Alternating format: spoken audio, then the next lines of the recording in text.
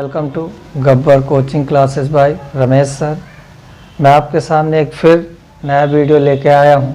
जो स्ट्रक्चर है हमारे पास वह है कि डज या डू नथिंग बट का प्रयोग कब किया जाता है। तो हमारे पास स्ट्रक्चर है कि जब ऐसा वाक्य आएगा तो इसमें एक स्ट्रक्चर हमने बनाया कि सबसे पहले सब्जेक्ट, अगर सिंगुलर सब्जेक्ट हुआ तो डज का प्रयोग करेंगे, प्लूरल सब्जेक्ट हुआ तो डू का प्रयोग करेंगे। फिर नथिंग बट, इन्फिनेटिव का प्रयोग तो होगा लेकिन इसमें विदाउट टू अर्थात इसमें टू का प्रयोग नहीं किया जाएगा। ऐसे वाक्यों की पहचान है कि जब वाक्य के अंत में ही रहता है, ही रहती है, ही रहते हैं आदि शब्द लगा होता है। ये ऐसे वाक्य होते हैं जिन वाक्यों में कर्ता सिर्फ एक ही काम को करता है, एक काम के अलावा कोई दूसरा काम नहीं करता है। जैसे हमारे पास पहला वाक्य है कि वह खेलता ही रहता है, मीन्स वह खेलता ही रहता है, मीन्स ये हो गया कि वह खेलने के सिवाय कुछ नहीं करता है, वह खेलने के सिवाय कुछ नहीं करता है। तो जब इसका हम प्रयोग करेंगे तो अगर हम इस वाक्य में देखें, जैसे वह खेलने के सिवाय कुछ नहीं करता है, तो कौन? वह। ऐसे आप इनको एरो बना दीजिए इस क्रम में। तो जब आप इसके हिसाब से लेंगे, जो बोलचाल की भाषा में बोला जाता है वाक्य वो हमेशा ऐसे होता है, लेकिन जब हम बोलते हैं कोई चीज़ तो उसको हम ऐसे बोलते हैं कि वह खेलता ही रहता है, मतलब वो खेलने के सिवा कोई दूसरा काम नहीं करता। तो अगर हम इसके हिसाब से अनुवाद करते हैं तो सबसे पहले आप देखें वह सब्जेक्ट, मतलब आपका ये हो जाएगा ही। फिर यहाँ करता है, कर्ता का मतलब होता है करने का डू, और सिंगुलर सब्जेक्ट चूंकि प्रेजेंट टेंस में है तो डू में एक वचन कर्ता के साथ आपको एस या ईएस लगाना होता, तो आपको हो जाएगा डज।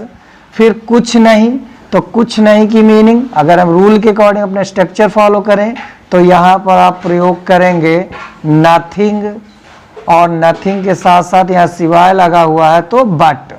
फिर किसमें क्या करना है आपको? इन्फिनेटिव का प्रयोग तो करना है लेकिन विदाउट टू प्रयोग करने, इसलिए खेलने की मीनिंग आप सीधा लगाएंगे प्ले। तो ये बन जाएगा he does nothing but play. ऐसी क्रम में दूसरा वाक्य है सीता गाती ही रहती है, मीन्स इसका भी अगर हम बनाए तोड़कर वाक्य तो बन जाएगा कि सीता गाने के सिवाय कुछ नहीं करती है।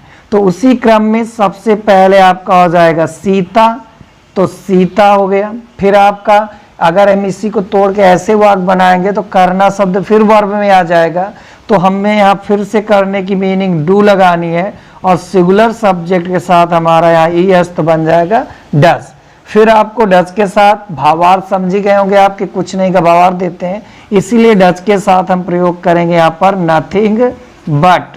तो नथिंग बट और विदाउट इन्फिनेटिव आपका फिर से प्रयोग हो जाएगा सिंग, और ये आपका फुल स्टॉप। इसी क्रम में तीसरा वाक्य है आपका कि तुम सोते ही रहते हो, मतलब आपको ऐसे इसको लिख सकते हैं कि तुम सोने के सिवाय कुछ नहीं करते हो। तो इसी क्रम में जब आप इसको फिर से देखेंगे बेटा तो वैसे ही निकलता है कि तुम सोते ही रहते हो का भावार्थ हो गया तुम सोने के सिवाय कुछ नहीं करते, मतलब तुम सोने के सिवाय कुछ नहीं करते हो। फिर आप उल्टे क्रम में निगेरो और आपका ये हो जाएगा करता। तो उसी क्रम में जब फिर से रखेंगे तो तुम की मीनिंग यू, करने की मीनिंग यहाँ पर हो जाएगी डू, चूंकि प्लूरल सब्जेक्ट है तो डूए रहेगा। फिर कुछ नहीं की मीनिंग हो जाएगी नथिंग बट, और फिर से सोने की मीनिंग आपकी आ जाएगी स्लीप। इस क्रम में फिर आप देखेंगे वे लोग हंसते ही रहते हैं, मीन्स वे लोग हंसने के सिवाय कुछ नहीं करते हैं। तो आप स्ट्रक्चर भी फॉलो कर सकते हैं या वाक्य को आप ऐसे तोड़कर भी बोल सकते हैं कि वे लोग हंसने के सिवाय कुछ नहीं करते हैं। तो अगर स्ट्रक्चर भी फॉलो करेंगे तो सबसे पहले वे लोग सब्जेक्ट, तो आपका यहाँ आ जाएगा दे।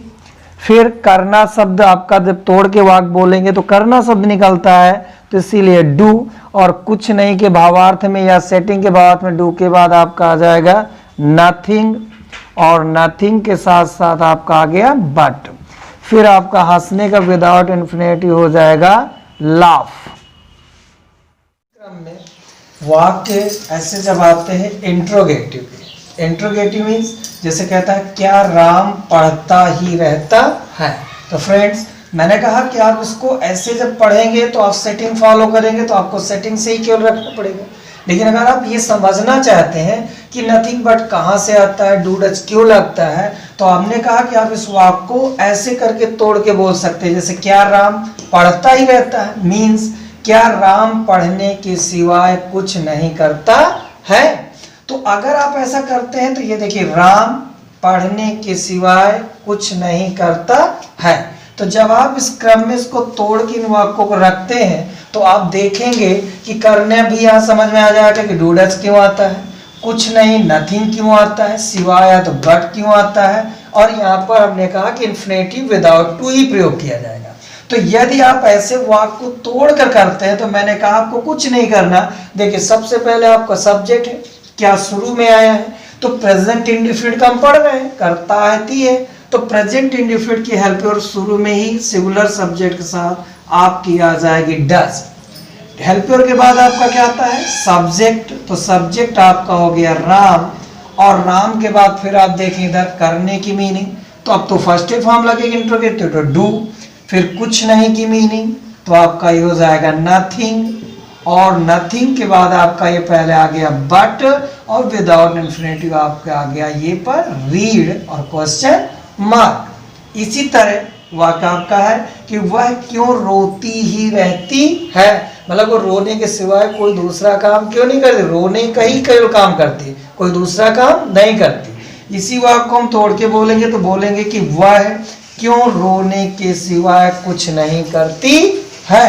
तो आप फिर से देखें ये सब्जेक्ट क्यों रोने के सिवाय कुछ नहीं करती है, इस क्रम में आप उल्टा एरो ऐसे लगा देते हैं और ये आपका करता। जब क्वेश्चन वर्ड बीच में आता है तो हमेशा क्वेश्चन वर्ड की मीनिंग सबसे पहले लगाते हैं ये। फिर हेल्पिंग वर्ड चाहिए तो प्रेजेंट इंडेफिनिट है, प्रेजेंट इंडेफिनिट अभी भी सब्जेक्ट एक वचन तो आपकी हेल्पिंग वर्ड प्रयोग हो जाएगी डज। अब यहाँ पर पहले आएगा सब्जेक्ट, सब्जेक्ट आपका आ गया सी। फिर यहाँ से आइए करने की मीनिंग तो फर्स्ट फॉर्म डू, कुछ नहीं की मीनिंग नथिंग, और सिवाय बट, और यहाँ रोने की मीनिंग आपकी आ गई वीप, और ये क्वेश्चन मार्क। तो फ्रेंड्स अगर आपके बाद आपको ऐसे वाक्य बोलने हैं कि जब कर्ता सिर्फ एक ही काम को करता है, एक काम के अलावा कोई दूसरा काम नहीं करता है, तो आप मेरे structure subject does do nothing but without infinitive के प्रयोग से आप उनको बना सकते हैं। वाक्य के अंत में ऐसे जब बोलना तो हमेशा ही रहता, ही रहती है, ही रहते मिलता है। और आप जब भी ऐसे वाक्यों में अगर आपको लगता है कि डू डज नथिंग बट कहाँ से आता है, तो हमने कहा आपको वाक्यों से ऐसे तोड़ के बोल लेना है, तो आपको ये भी समझ में आएगा कि ऐसा वाक्य स्ट्रक्चर कैसे बनाया गया है। तो फ्रेंड्स यदि वीडियो पसंद आए तो मेरे चैनल को लाइक करें, सब्सक्राइब करें। Thank you.